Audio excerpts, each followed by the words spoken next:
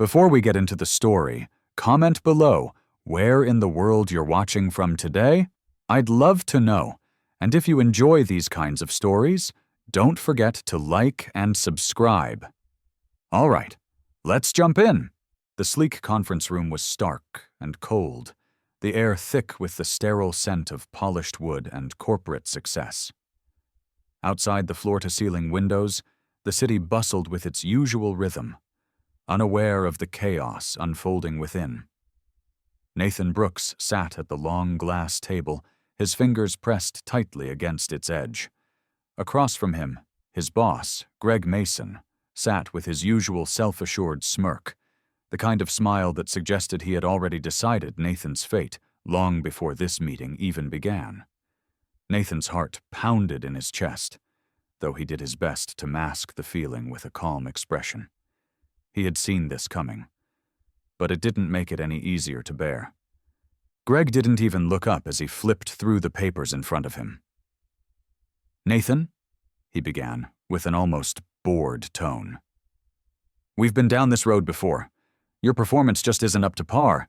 I've given you countless chances, but it's clear that you don't have the vision or the drive we need here at Mason Tech." Nathan clenched his jaw. He knew this was coming, but hearing it still stung. For 5 years, he had been the quiet workhorse of the company, always putting in long hours, always doing his best to deliver, but never getting the credit. Greg, on the other hand, had always been quick to take the spotlight, playing the role of the visionary while Nathan quietly did the grunt work in the background. The only time his name ever came up was when Greg needed someone to blame for something that went wrong. "I'm afraid it's just not working out anymore," Greg continued, his voice devoid of empathy. He made a few more marks on the papers, clearly ready to wrap up this little inconvenience. "You're fired, Nathan. Pack your things and leave by the end of the day. I'll have HR escort you out." The words hung in the air like a slap to the face. Nathan stared at him, disbelief creeping in. "Fired?" he repeated. His voice was steady, though inside his thoughts were racing. Greg finally looked up, his eyes narrowing in a way that made it clear he wasn't concerned with how Nathan was feeling. "Yeah, fired. Frankly, I'm surprised you lasted this long. I really did try to give you a chance, but you just don't get it." Nathan's mind raced. How could he be so dismissive?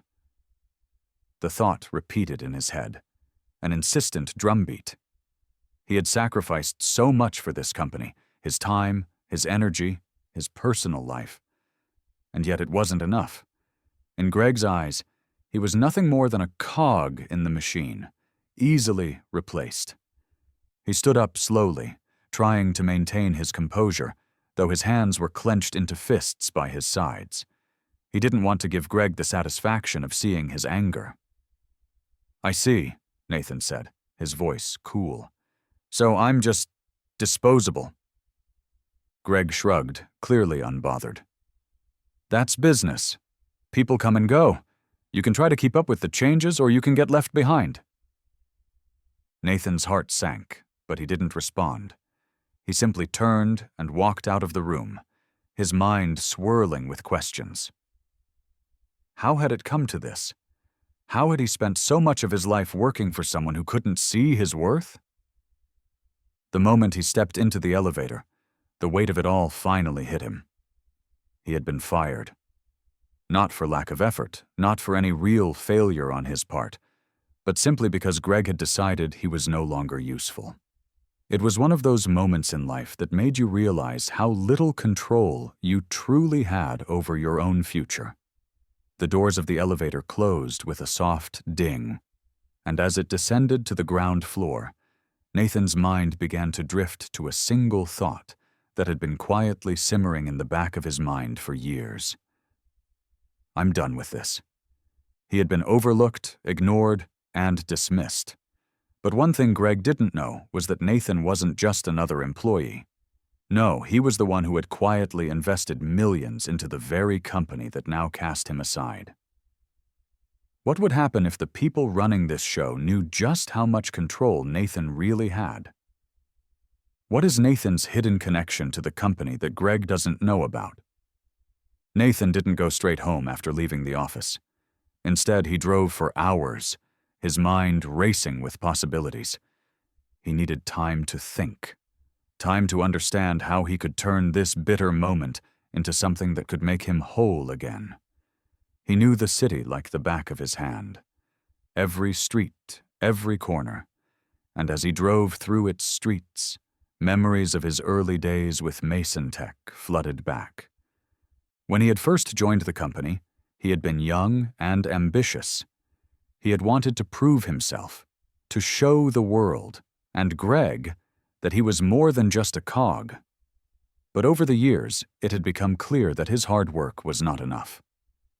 In a world that valued power, influence, and connections, Nathan had learned the painful truth.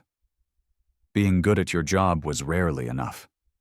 But he had always been good at something else, something Greg never suspected. He was good at quietly building wealth. What Greg didn't know was that Nathan wasn't just an employee at Mason Tech. He had been the silent investor behind many of the company's largest ventures, funneling millions into the firm in exchange for equity, influence, and the promise of future returns. He wasn't the face of the company, but he had always been there, in the background, quietly pulling the strings. While Greg spent his days basking in the spotlight, Nathan had quietly grown his wealth, carefully crafting a plan that would one day give him everything he needed to take back what he was owed. How did Nathan quietly accumulate the wealth and power to become the anonymous investor? Over the following weeks, Nathan did something he had never done before. He disappeared. He didn't show up at his old apartment, didn't respond to calls or emails. To everyone who had known him, Nathan Brooks simply vanished, as if he had never existed at all. But in reality, he was working in the shadows, quietly making moves that would change everything. Nathan was methodical, patient. He didn't need the spotlight. He didn't need anyone to know what he was doing. What he needed was time, and the leverage that came with the millions he had invested in Mason Tech. While Greg sat in his office, enjoying his newly found sense of control over the company, Nathan was pulling the strings behind the scenes. He watched, waited, and studied. And with each passing day, the pressure on Greg and Mason Tech grew. Greg's decisions, once bold and brash, became reckless, and it wasn't long before the cracks began to show. The company's stock price plummeted. Key executives left. Rumors spread of mismanagement, of financial missteps. Nathan's plan was in motion. What is Nathan's next move to bring Greg down and take control of the company? The answers to these questions, how Nathan had built his silent empire, how he had been fired from the company he had helped build, and what his next steps would be, were just the beginning of a much larger story. Nathan wasn't just looking for revenge, he was looking for something more profound, the chance to show Greg and the world that even the quietest people can hold the power to change everything. Weeks after the firing, Nathan was a ghost in the city. His friends and family didn't hear from him. Greg Mason, in his arrogance, probably thought Nathan was sitting at home licking his wounds, nursing his bruised ego. Little did he know, Nathan was far from defeated. Nathan had grown up in the heart of the city, in a neighborhood where dreams were a rare commodity, but ambition was common. It wasn't enough to work hard. You had to be clever. His early years had been filled with the struggles of being just another face in the crowd, learning the harsh realities of business. Trust no one, never show your cards, and always have a backup plan. Nathan had learned that last lesson from his father, a small-time investor who had lost everything in a bad deal. After being fired, Nathan realized how true those lessons were. For 5 years, he had played by the rules of the corporate world, doing everything by the book. But now he was no longer interested in playing by anyone else's rules. It was time to make his own. Nathan had spent years investing. Small stakes here, big stakes there, all while keeping a low profile. He had carefully selected his investments, watching quietly from the sidelines as MasonTech's stock grew, and with it, his own stake in the company. Nathan wasn't just a passive investor. He had studied every move Greg had made, every strategic decision, and he had built a portfolio that was far more valuable than anyone, least of all Greg, realized. It wasn't just MasonTech. Nathan had invested in several key players in the tech industry, placing money in companies that were poised to become industry leaders. Each time, he had taken a backseat role, staying anonymous, never revealing the extent of his influence. By the time Greg had fired him, Nathan had amassed a fortune in both tangible assets and equity stakes. The question was no longer about how much money Nathan had made. It was how much power he had quietly accumulated while everyone else had been too busy focusing on the wrong things. How much influence does Nathan really have behind the scenes, and how will it affect Greg's control over MasonTech? Nathan's first move after disappearing was to contact his network of trusted financial advisors and legal experts. He knew that if he was going to take back what was rightfully his, he would need a strategy, one that involved more than just money. He needed leverage. And leverage wasn't just about financial power, it was about knowing how to control the narrative. One of the first calls he made was to David Heller, a top-tier lawyer who had helped Nathan with some of his earlier investments. David was no stranger to high-stakes corporate battles, and Nathan knew he would be invaluable in navigating the complexities of MasonTech's boardroom. Nathan briefed him on the situation, detailing how Greg had been slowly bleeding the company dry through reckless spending and questionable acquisitions. But what Greg didn't know was that Nathan had been paying close attention. He had an eye on every board meeting, every shareholder transaction. Nathan's position in the company wasn't just as an investor, it was as an eventual rescuer. But what Nathan had discovered in recent weeks shook him to his core. Greg wasn't just squandering company funds, he was also siphoning money for personal ventures. The more Nathan dug into the financial reports, the clearer it became.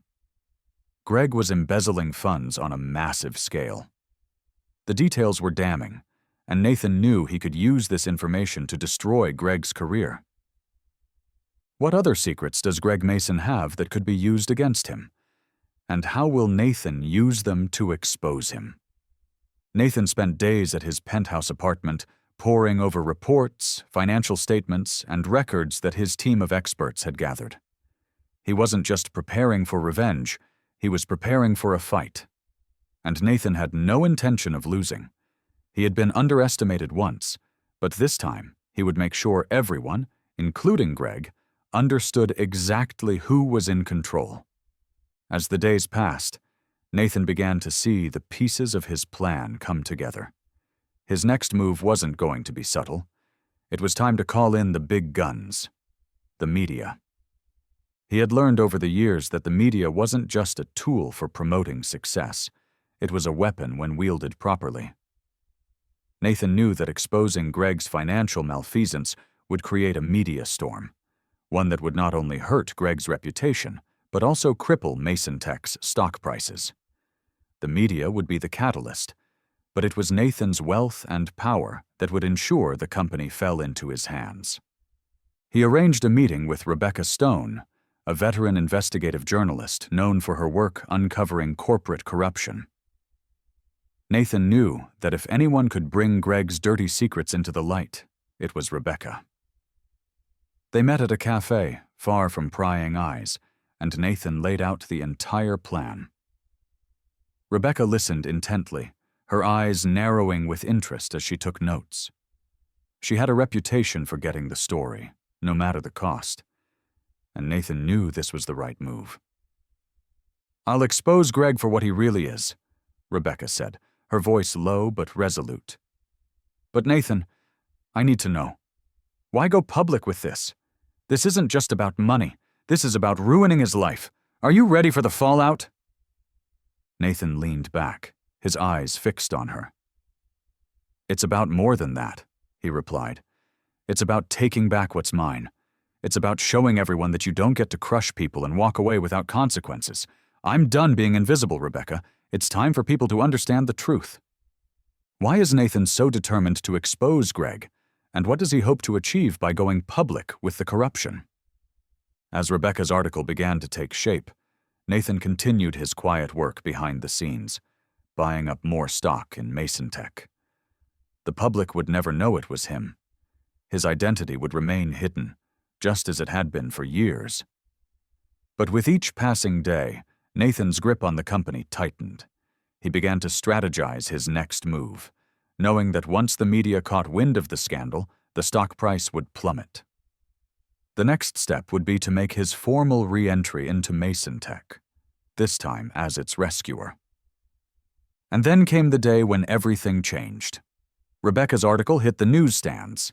The headline screamed, "Mason Tech CEO Greg Mason accused of embezzling millions, the untold story of corporate corruption." It was everything Nathan had hoped for, and more. How will Greg Mason react to the public exposure of his crimes, and what will Nathan's next move be now that the world knows the truth? The media frenzy that followed was chaotic. Greg's world began to unravel. His personal wealth, built on the backs of Mason Tech's investors, began to dissipate as shares plummeted. The board of directors called an emergency meeting, and within days, Greg's position as CEO was no longer secure. Nathan, however, remained calm. As Greg floundered, Nathan began to make his move. He had positioned himself as the only logical person to take over the company. His wealth, his expertise, and his strategic mind had turned the tables. It was time to reclaim what was his. The dust had barely settled from the scandal when Nathan knew the time had come. Greg Mason's face, once a familiar symbol of confidence and power, now appeared everywhere for all the wrong reasons. Media outlets played and replayed the footage of Greg's downfall. His stunned expression as he was removed from the CEO position, the quick press conferences where he denied the allegations, and his increasingly defensive demeanor as public trust shattered around him. Meanwhile, Nathan watched from the shadows, his expression unreadable. He had been here before, on the sidelines, quietly watching those in power crumble under their own weight. But this time was different. This time, he wasn't just a passive observer. He was the one who had orchestrated the fall, the quiet investor who had been dismissed so easily, the man Greg had fired without ever knowing the truth. As the days passed, Nathan received phone calls from Mason Tech's board members, first the CFO, then a few others, begging him to step in to help save the company. They had no choice but to acknowledge the truth. They had let a man like Greg run their business into the ground. And now it was a sinking ship. Nathan's name was already known in corporate circles, and his financial portfolio was more than impressive. But what the board didn't know was that Nathan had already been prepared for this. He had been making subtle moves behind the scenes, buying up as much stock as he could. He had arranged for a few of his loyal allies to buy up shares too. If Mason Tech was going to be saved, Nathan would be the one pulling the strings. What will Nathan demand in return for saving Mason Tech, and how will the board react to his offer? The first official call came early one morning. Nathan was sitting at his kitchen table, reviewing documents and sipping his coffee, when the phone rang. It was the chair of the board, Helen Fisher, a shrewd woman with a reputation for making tough decisions. "Nathan," she started, her voice tinged with both desperation and hope. "We've seen the damage Greg has done. We need your help. The company is in freefall, and we're in danger of losing everything. We're willing to offer you a seat on the board and more, but we need your expertise, your vision. This is bigger than us." Nathan leaned back, considering her words carefully. He had been waiting for this moment. For years, Mason Tech had been his silent investment, but now the opportunity was too perfect to ignore. They needed him. not just as a financial lifeline, but as the person who would take the reins and steer the ship away from the rocks. He knew he had them cornered. The company was on the brink, and without him, Mason Tech was doomed to collapse under its own weight. This was his leverage. "I'm glad you called, Helen," Nathan said, his voice calm and composed. "But understand this. I don't do charity. If I'm going to step in, I'm going to make it clear who runs this company now. I'll help you, but it'll be on my terms." Helen paused, sensing the gravity in Nathan's words. "What are you asking for?" "I'm asking for control," Nathan said bluntly. "I want the CEO position. I want Greg's position, his power, and all the leverage he once held. You can either accept my terms or let Mason Tech fall into oblivion." There was a long silence on the other end of the line. Nathan could almost hear Helen weighing her options. Finally, she spoke. "You've got it. The board is in agreement. We'll make the transition official, but Nathan, you're going to have to move fast. We don't have much time." Nathan smiled to himself, a cold, calculating smile. This was the moment he had been waiting for. Will Nathan's rise to power be smooth, or will there be challenges from within the company or the board? The transition to CEO was swift. Within a matter of days, Nathan was installed as the new leader of Mason Tech. The company's employees, many of whom had been disgruntled with Greg's leadership, were cautiously optimistic.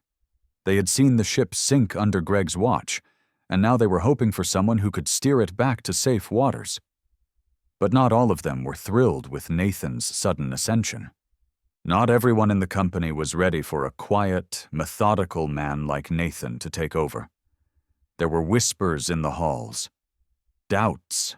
After all, Nathan had been fired only months ago. What gave him the right to come back and take over? He wasn't a flashy CEO like Greg. He didn't have the charisma or the public presence. And yet, there was something undeniable about him. The calmness. The quiet confidence that came from knowing he had everything under control. But Nathan's biggest challenge wasn't going to be the employees, it was the board. A few of the members were reluctant to let go of the reins completely. They had worked with Greg for years, and the idea of a new leader, especially one who had remained in the shadows for so long, was unsettling. Nathan knew this wouldn't be easy. Some board members would push back, and some would even try to undermine him. But Nathan was prepared for this. He had a plan. He spent the first few weeks solidifying his position. He reassured key investors, meeting with them personally to show them his vision for the company's future. He made strategic changes, consolidating power in the departments that would give him the most influence. He began shifting Mason Tech's focus, moving away from Greg's risky acquisitions and towards more sustainable, long-term investments. At the same time, he quietly worked behind the scenes, identifying the board members who could be swayed and those who would need to be removed altogether. He wasn't afraid to play hardball. Nathan wasn't the kind of person to burn bridges unnecessarily, but he also wasn't going to let anyone stand in his way. In a particularly tense board meeting, a member named Carl Donnelly, who had been Greg's closest ally, challenged Nathan's new direction for the company. "You're too quiet, Nathan," Carl sneered, his voice dripping with disdain. "How do we know you even have the guts to make the tough decisions? You've been lurking in the shadows for too long. We need someone who can step up and lead with confidence." Nathan didn't flinch. He'd heard this type of thing before. People liked to talk big when they had nothing to lose. But Nathan was playing for keeps. He met Carl's gaze, his expression unyielding. "I've been making tough decisions for years, Carl. But unlike Greg, I don't need to make a spectacle of it. I just get things done." Will Nathan's calculated approach continue to win over the board? Or will his quiet, strategic nature alienate key players in the company? By the end of that board meeting, Carl had been silenced. Not by loud words, but by Nathan's quiet confidence and unshakable resolve. It was a subtle victory, but a victory nonetheless. Nathan knew that in business, power wasn't always about shouting the loudest. It was about making the right moves at the right time. As the weeks went on, Nathan solidified his hold on the company. The media continued to cover the aftermath of Greg's fall from grace, but the narrative was shifting. Now it wasn't just about a scandal. It was about how Nathan Brooks had stepped in and saved Mason Tech from the brink of collapse. And the world would soon learn that Nathan's true power wasn't just in his wealth. It was in his ability to wait, to bide his time, and to strike when it mattered most. Nathan wasn't just the CEO of Mason Tech now. He was the man who had taken everything from Greg. He had won. But for Nathan, the victory wasn't just about beating Greg. It was about making sure no one ever underestimated him again. The moment Nathan had anticipated for months was finally here. Mason Tech was now officially under his control. The board was his. The investors were on his side, and the company's future, once uncertain, was now moving in the direction he had planned. Yet even as he sat at the head of the gleaming boardroom table, staring out at the massive windows that overlooked the city, Nathan knew that the hardest part of this journey was only just beginning. There were those who respected him for what he had done, stepping in, taking the helm, and guiding the company back from the brink of disaster. But there were also those who viewed Nathan's rise with suspicion. Not everyone trusted him, and some feared what his quiet, methodical leadership style could mean for their own futures. It was inevitable. Power doesn't come without resistance. How will Nathan maintain his control over Mason Tech now that he has it? Will there be a new threat on the horizon? Nathan wasn't worried about the external challenges. The competition would always be there. Other companies, rival CEOs, board members who thought they could do it better. But he had weathered bigger storms before. His greatest challenge would come from within. He had worked hard to distance himself from Greg's chaotic leadership style, implementing a strategic, long-term vision for the company. He knew that if Mason Tech was to succeed, it couldn't just rely on short-term victories. They had to plan for the future: sustainable growth, technological innovation, and operational efficiency. The old ways, the reckless spending, the pointless acquisitions, they had to go. But change, even when necessary, often breeds resistance. The employees weren't all sold on Nathan's vision. For years, they had seen Greg as the face of Mason Tech, and his charisma had made him a beloved figure among many. Nathan, however, was a stark contrast. He was quiet, direct, and at times distant. His leadership wasn't built on flashy speeches or grand gestures. It was built on results.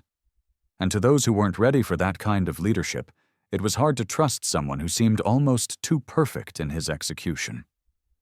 Who will be the first to challenge Nathan's authority? And what will it take for them to realize that Nathan isn't a man to be underestimated? It didn't take long for Nathan's suspicions to become reality. A few weeks into his tenure as CEO, one of the board members, Mark Richards, an influential figure in the tech industry, began to make waves. Mark had always been a Greg ally, someone who had helped back him during the worst of times. And though Nathan had initially made concessions in exchange for Mark's support, it became clear that Mark wasn't quite on board with Nathan's new vision. The tension started with small, passive-aggressive comments during board meetings. Mark would question Nathan's long-term strategy, subtly undermining Nathan's decisions in front of the other board members. He began to rally some of the employees who had worked closely with Greg, planting seeds of doubt about Nathan's leadership. The whispers grew louder. Nathan's first instinct was to ignore it, to focus on the bigger picture. But he knew from experience that if left unchecked, this kind of dissent could spread like wildfire. What lengths will Nathan go to in order to silence the rebellion brewing inside Mason Tech? And will he be forced to expose his hand sooner than he'd like? The breaking point came when Mark launched a direct challenge during a company-wide strategy meeting. It was clear that Mark was no longer playing subtle games. He had gone rogue. He questioned Nathan's financial approach and suggested that the company needed a bolder, more aggressive direction. His criticisms were harsh, and the room fell into an awkward silence as the rest of the board shifted nervously. Nathan's mind raced. This was it. This was the moment he had been expecting. Mark had finally tipped his hand. But Nathan couldn't afford to act rashly. A confrontation now would only solidify Mark's position as a martyr for those disgruntled with Nathan's leadership. Instead, Nathan decided to play the long game. He let Mark speak his piece, giving him the floor to air his grievances. And when Mark was done, Nathan simply smiled. "I see," Nathan said, his voice calm and unwavering. "You want bolder? Fine. Let's make it bold." What is Nathan planning, and how will he use Mark's challenge to his advantage? Nathan spent the next few days reviewing Mason Tech's most recent acquisitions and partnerships, examining each deal under a microscope. He knew that Mark's challenge wasn't just about questioning his leadership. It was about securing his own place in the company. Mark was angling for more control, more influence, and he was willing to do anything to get it. But Nathan wasn't about to let him walk all over him. If Mark thought he could lead the company better, Nathan was going to give him the rope to hang himself with. It didn't take long for Nathan to find the perfect opportunity. There was a proposed merger with a smaller tech firm, a merger that Greg had started but left incomplete before his downfall. Nathan had considered it a low-priority project, but for Mark, it had become a symbol of a bold future. Mark had pushed for it repeatedly during board meetings, arguing that it was an essential next step for Mason Tech's growth. Nathan, however, had reservations. The merger didn't align with his long-term strategy. It was risky, with far too many unknowns. He knew it wasn't the best move for Mason Tech's future, and now he had the perfect leverage. He called for an emergency board meeting, one that included all key stakeholders and investors. Nathan entered the room, his expression unreadable, and laid the cards on the table. "We're moving forward with the merger," he said flatly, watching Mark's face light up with surprise. "But not in the way you expect." Mark's jaw dropped. "What are you talking about?" Nathan's smile was cool, almost predatory. "I've taken a closer look at the terms of the merger, and I'm making a few changes. I'm going to adjust the deal, restructure the terms to better suit Mason Tech's interests." Mark's face flushed with anger. He had been expecting a rubber stamp from Nathan, something he could use to claim victory. But instead, Nathan had turned the tables, taking control of the merger and positioning himself as the one who truly understood the company's direction. What impact will this maneuver have on Mark's position within the company, and how will the rest of the board react to Nathan's bold move? Mark was cornered. He had no choice but to concede, though the tension in the room was palpable. As Nathan wrapped up the meeting, it was clear who had won this round. The board was silent, the power dynamics shifting in Nathan's favor once again. Mark's influence had been severely weakened, and though he had lost this battle, Nathan knew he would have to watch him closely. Mark wasn't the type to back down easily. But Nathan had learned a valuable lesson. He didn't need to fight every battle with brute force. Sometimes, the best strategy was to let the opponent hang themselves with their own ambition, and that's exactly what he had done. By giving Mark what he wanted but on Nathan's terms, he had neutralized a significant threat without lifting a finger.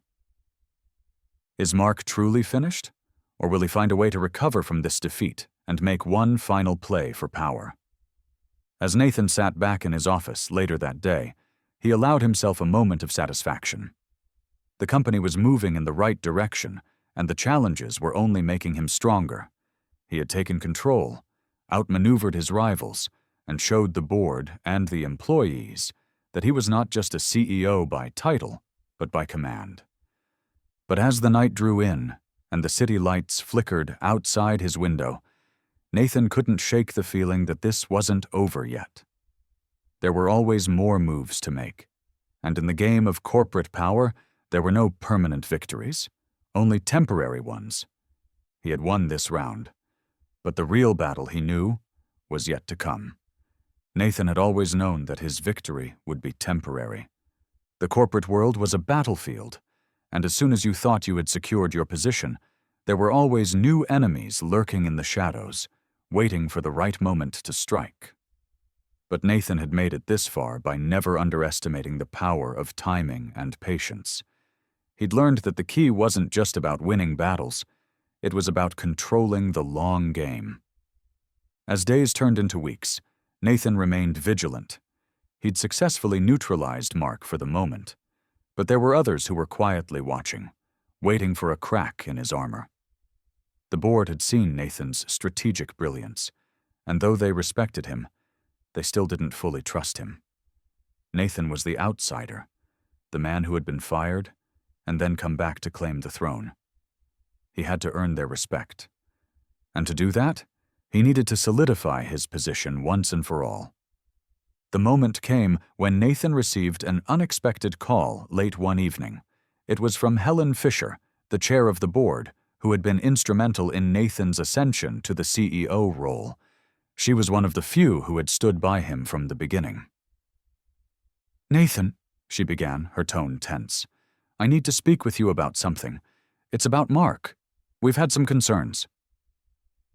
Nathan's brow furrowed. He had already dealt with Mark. What new threat could there possibly be? "Go on," he said, his voice neutral. "I think he's planning something," Helen continued. "He's been talking to a few of the board members, and there are rumors about a hostile takeover. They've been trying to gather support behind your back." Nathan leaned back in his chair, his fingers tapping rhythmically on the desk. Mark wasn't finished yet. "Do you have names?" Nathan asked. "I've got a few leads," she replied. "But I think we need to act fast. If this goes public, we could lose everything. The company will be in chaos." Nathan was silent for a moment, letting the weight of the situation sink in. It was always going to come to this. Mark wasn't the type to walk away quietly. He would either rise again or burn everything to the ground. Nathan had given him a chance to recover, and now it was clear that Mark had chosen the latter. But Nathan wasn't going to let him destroy everything he had built.